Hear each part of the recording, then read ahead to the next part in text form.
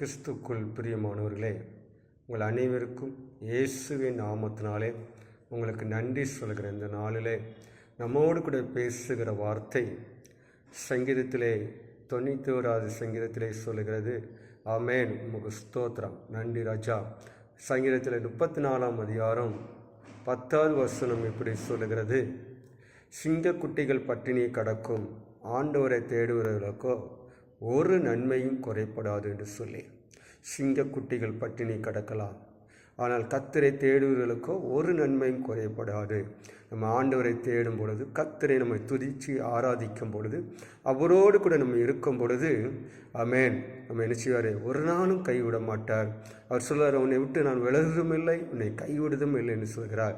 சிங்கக்குட்டிகள் பட்டினியை கடக்கும், கர்த்தரை தேடும் பொழுது ஆண்டவர் நமக்கு எப்படிப்பட்ட ஆசீர்வாதத்தை தருகிறார்? உச்சிதமான கோதுமையினாலும் கண்மலில் மேல் இருக்கிற தேனை போல நம்ம போஷித்து திருப்தி ஆக்கிறார். சகல ஜனங்களுக்குள்ளே உன்னை கீர்த்தியும் புகழ்ச்சியுமாயும் வைப்பேன்னு சொல்கிறாரு. நீர் பற்றான தோட்டத்தை போல பற்றாத நீரோற்றை போல் இருப்பாய் என்று சொல்கிறார்.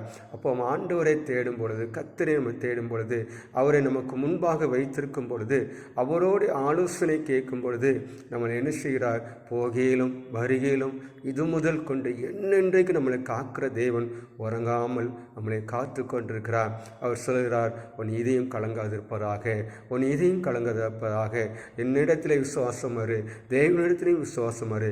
கர்த்தரை தேடுகிற ஒவ்வொருத்தருக்கும் அப்படிப்பட்ட ஆசீர்வாதத்தை நமக்கு தருகிறார். உன் பக்கத்தில் 1000 பேரும் உன் வலது புறத்தில் 16,000 பேர் விழுந்தாலும் அது ஒன்று உன்னை சேதப்படுத்தாதபடி என் நீதின் கரத்தினாலே தாங்குவேன் என்று சொல்கிறவர். சிங்க குட்டிகள் பட்டினி கடக்கும், கர்த்தரை தேடுவர்களுக்கோ ஒரு நன்மையும் குறையப்படாது.